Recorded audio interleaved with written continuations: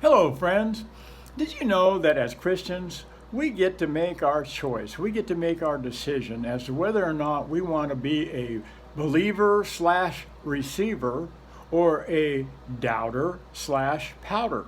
I look back on my life and the times that most of the times that I transitioned from being a believer receiver to a doubter powder was when I didn't get an instantaneous answer to my prayer request that I knew was a legitimate request. And so then I assumed that that prayer hadn't been answered.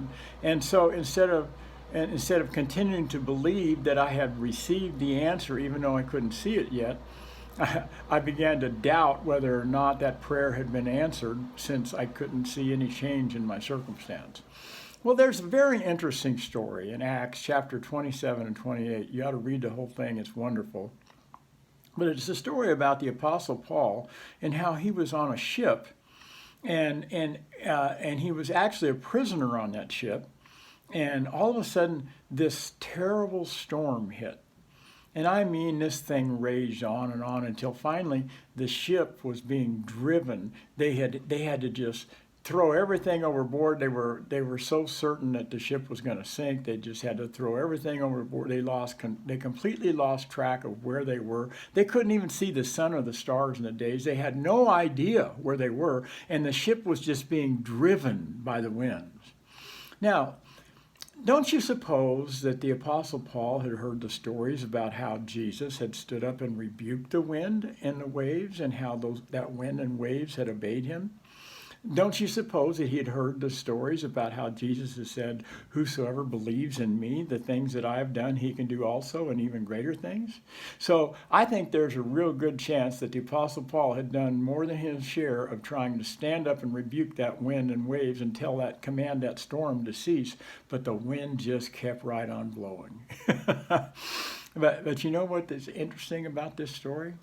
What's so very interesting about it to me, that shows a very important principle for us, why it's so vital that we don't allow ourselves to be drug out of the realm of being a believer receiver to a doubter powder just because we don't get an instantaneous result. I'm sure Paul would have loved to have wowed all the people on the ship with an instantaneous result of seeing the wind and the waves die down, and that would have been helpful to that handful of people that were on the ship. But see, instead, that wind and wave just kept on going. And in fact, Paul himself put there in that writing that, man, after a while, all hope was lost. We had no idea where we were going. We were certain this was it. We were done for. So, but anyway, we finally reach a point in this story where all of a sudden, one night, an angel appears to Paul and tells Paul, and this is by his own account, told him, "Don't worry, Paul. You need to get to Rome and preach the gospel. And not only that, God has given you everybody that's on board this ship with you. Nobody's life is going to be lost." But Paul did tell the people, however, he says, none of your lives are going to be lost. He said, but however, the angel said that we have to go to a certain island. Now, as it wound up, after this ship being driven for days, they had no idea where they were going. Now, this ship, after all that, sinks. It sinks. And all the people that happen to try to make their way to the shore on boards and all kinds of anything that's rubble that still floats, but not one life was lost in accordance with the promise of God. And they didn't even know the name of the island. They didn't find out until they actually got on the island, found out that island was called Melita. So at any rate, here's my point about this. What would have happened if the wind and the waves had immediately subsided when Paul rebuked that storm? They would have continued right on to their destination in Rome, and they would have never went to Melita. Now, the Bible tells us there were many profound miracles that took place on Melita, and I'm certain there were many, many souls that were saved. And the angel himself had said, "You must go to this island."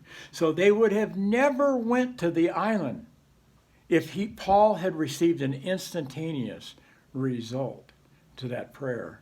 And he had no way of knowing. God had to let him know through an angel Now, actually, you thought this storm was an enemy, but it was me getting that ship where it needed to go. So be encouraged. Don't allow yourself to turn from a believer receiver into a doubter pouter just because you don't get an instant answer to your prayer. Have faith in the power of God. He's the one that's really directing your steps. The footsteps of the righteous are ordered of the Lord. God bless you.